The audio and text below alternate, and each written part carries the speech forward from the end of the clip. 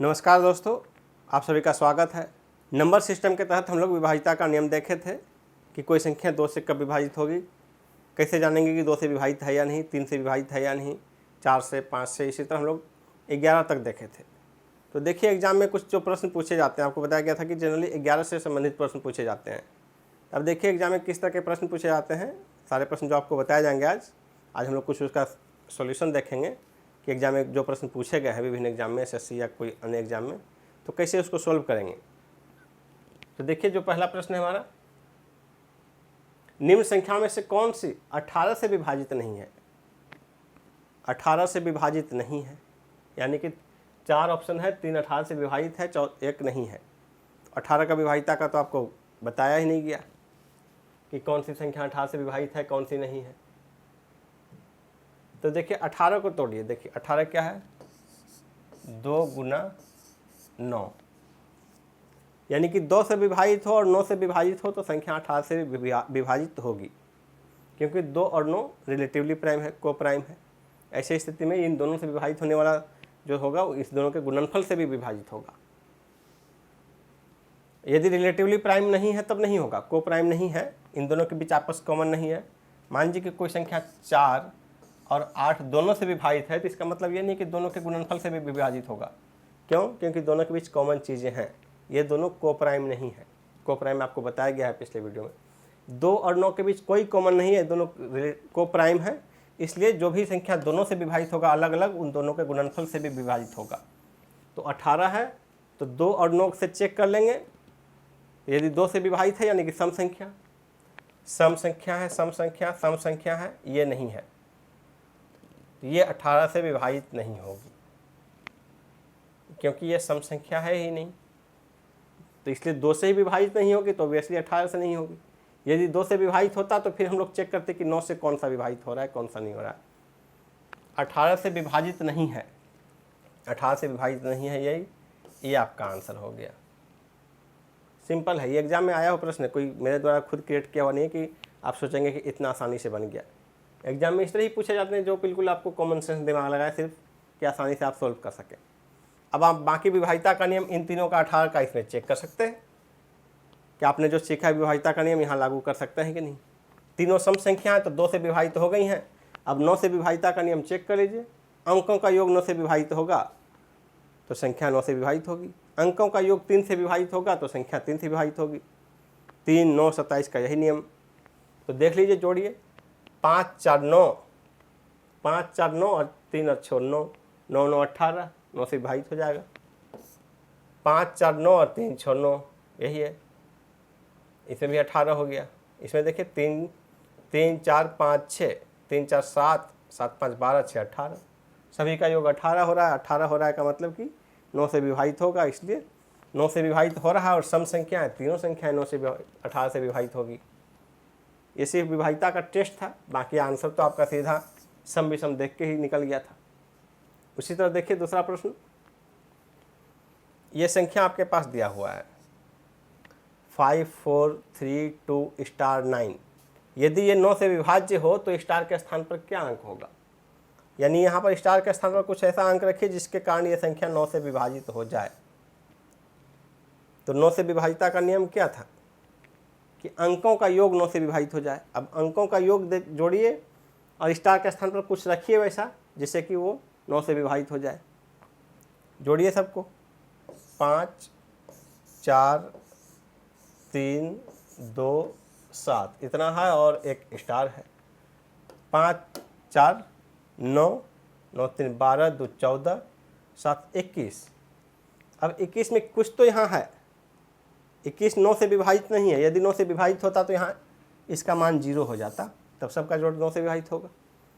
5, 4, 9, 3, 12, 12, 9, 21, यहाँ 21 है। 21 में अब क्या जोड़ेंगे कि 9 से विभाजित हो जाए। 9 3 27, 27 पहुँचाना है इसको, 21 को 27 पहुँचाना है, यानी कि 21 में 6 जोड़ना होगा। यदि यहाँ स्टार का मान 6 हो जाए तो सब अंक 9 से विभाजित होगा और संख्या 9 से विभाजित हो जाएगी, इसलिए स्टार का मान जो है 6 होगा। ऑप्शन देखिए 6 आंसर हो जाएगा।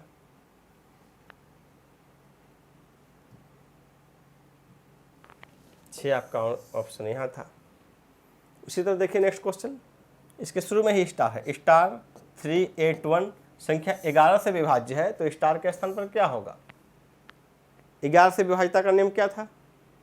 ऑड प्लेस पर जो है उनका योग और इवन प्लेस पर जो है उनका योग, यानी अल्टरनेट जो संख्या है उनके योग को आपस में अलग अलग योग किए और दोनों को घटा लिए। यदि वो 0 हो जाए या 11 हो जाए तो संख्या 11 से विभाजित होगी। यहाँ देखिए, इसके बाद ये और इधर ये, इन दोनों को जोड़ लीजिए। ये स्टार प्लस 8 है और ये दूसरा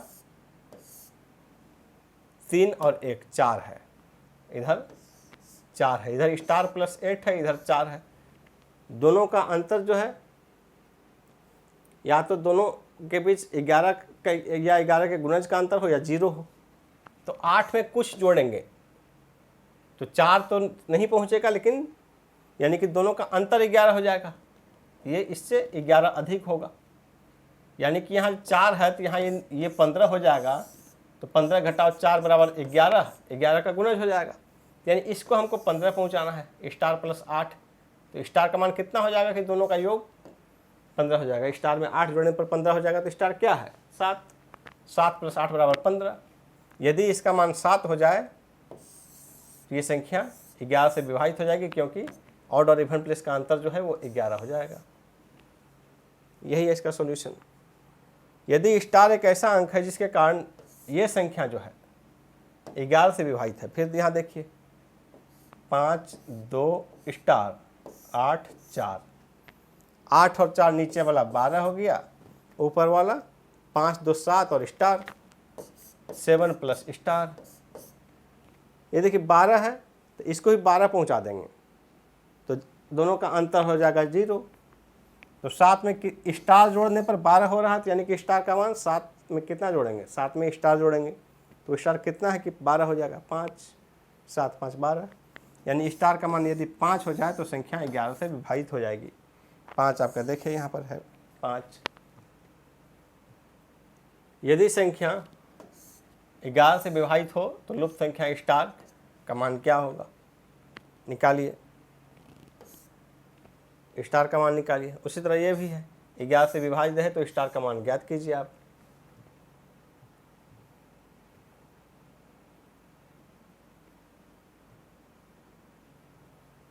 वह सबसे छोटी संख्या जिसे इतना में जोड़ने पर प्राप्त संख्या 11 का गुणज हो। अब इसमें दिमाग लगाइए कैसे हो सकता है ये? इसमें क्या जोड़ा जाए कि प्राप्त संख्या 11 का गुणज हो जाए? 11 का गुणज होने का मतलब कि 11 से भाग लग जाए। तो 11 से भाग लगने का नियम जो हम लोग जानते हैं कि ऑड और इवन प्लेस का अंतर या तो 0 हो जाए योगों का, या फिर 11 का गुणज हो। तो देखिए इसमें 7 6 9, इधर 5 8 6, इन तीनों को जोड़िए। इधर 7 6 9, 9 6 15, 7 22, ऊपर वाले का योग हुआ 22, नीचे कितना हुआ 8 5 और 6, 8 5 13 और 6 13 6 कितना हुआ 19, 22 है यहाँ 19 है। तो दोनों के बीच में जो है घटाएंगे तो 3 का अंतर है, यानी इसमें यदि 3 जोड़ दें, ये देखिए अंतिम वाला है तो जोड़ने का बाद अंतिम वाला में होगा। अंतिम वाला जिसमें आ रहा है क्योंकि जोड़ेगा इकाई अंक में, जब भी जोड़ेंगे तो इकाई अंक में जोड़ा जाएगा। तो जिसमें था इसमें क्या जोड़ा जाए कि इसके बराबर हो जाए या फिर 11 के अंतर पर हो जाए। यहाँ 22 पहले से है, 19 में 3 जोड़ देंगे तो 22 हो जाएगा। यानी यदि यह अंक 6 के जगह 9 होता तो इसका गुणन योग जो है 19 के जगह 22 होता, और यहाँ 22 है, दोनों का घटाने पर 0 हो जाता और यह संख्या 11 से विभाजित हो जाती। यानी कि इसमें क्या जोड़ा जाए? इसमें 3 जोड़ा जाए। इसमें 3 जोड़ने पर जो है ये संख्या 11 से पूरा विभाजित हो जाएगी, यानी कि 11 का गुणज हो जाएगा। आप इसको भाग दे के टेस्ट कर सकते हैं कि ये सही बनाया गया कि नहीं बनाया गया। तो तरीका आपको यही है टेस्ट करने का, बनाने का तरीका यही है। इस तरह कोई भी गुणज चेक करना है, मान लीजिए आपको एग्जाम में पूछा सकता है, आपको तो बताया गया 2 से लेकर 11 तक का, लेकिन आपने प्रैक्टिकली देखा कि 18 से पूछा जा रहा है एग्जाम में 90 से भी पूछा जा सकता है। तो 90 का देखिए, 9 गुना 10 10 का मतलब है सीधा कि इकाई अंक शून्य हो, तो 90 से विभाज्य है कि नहीं ये देखना है। तो इकाई अंक शून्य हो गया तो इकाई अंक को दोनों कटा दीजिए, शून्य का हटा दीजिए, बाकी अंकों में ट्रीट कीजिए कि बाकी अंकों का योगफल 9 है या नहीं। शून्य का वैसे भी जोड़ने पर कोई फर्क नहीं पड़ेगा। तो किसी संख्या का चेक करना है, यदि मान लीजिए चेक कर लीजिए 9 9 9 9 8 1 0, ये संख्या जो है ये 90 से विभाज्य है या नहीं। तो अंतिम में यदि 0 नहीं रहेगा तब तो विभाज्य होगा ही नहीं, क्योंकि यहाँ एक 0 है 90 में, तो 0 हो गया यहाँ पर, यानी कि ये 10 से विभाजित हो गया तो 10 से हटा दिया। अब बाकी में हम देख लेंगे कि 9 से विभाज्य है या नहीं, ये चेक कर लेंगे, निकल जाएगा। देख लीजिए 9 से विभाज्य है, 9 से विभाज्य है, 9 से है, 9 से है, बच गया इनका योग 8 1 9, ये भी 9 से विभाज्य है, यानी कि सब कुछ जोड़िएगा तो 9 से विभाज्य हो गया। अलग अलग हम निकालते चले गए, 9 2 18, 9 23, 9 4 36, 8 1 9 45, 9 से विभाज्य हो गया। इस तरह आपको कुछ भी दे, 45 से विभाज्य है या नहीं कोई संख्या, यानी कि 9 5 45,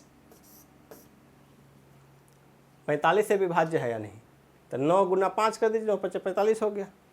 5 का चेक कर लीजिए कि इकाई अंक क्या तो 0 हो या 5 हो, इन दोनों में से कोई हो जाएगा तो बाकी हम सिर्फ 5 से देखेंगे, 9 से देखेंगे, 9 का आसान है।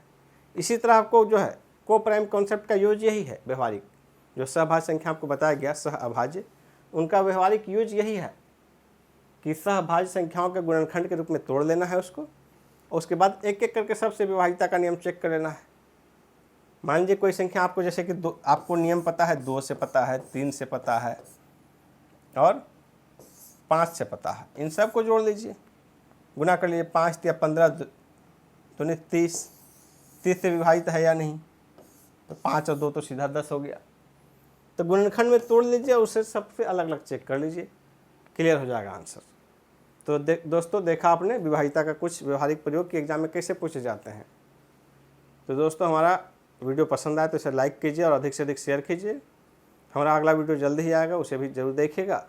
इसमें हम व्यवहारिक प्रयोग पर बिल्कुल कॉमन सेंस का प्रयोग करके नंबर सिस्टम के कुछ ढेर सारे क्वेश्चन को आपको मौखिक सॉल्व करके दिखाएंगे कि कॉमन सेंस का प्रयोग करके कैसे बनाया जा सकता है। कई बार तो आप एग्जाम में जो है बिल्कुल ऑप्शन देख के से बता सकते हैं। आपको यहाँ जो भी प्रश्न बताया जाएगा सारे एग्जाम में आए हुए हैं, उनमें से कई प्रश्न को सिर्फ ऑप्शन देख के बनाया जाएगा और आप देखिएगा कैसे बिल्कुल आसानी से हो सकता है। तो एग्जाम में सिर्फ दिमाग खुला रखिए, मन को बिल्कुल शांत रखिए और एग्जाम में क्वेश्चन बनाइए।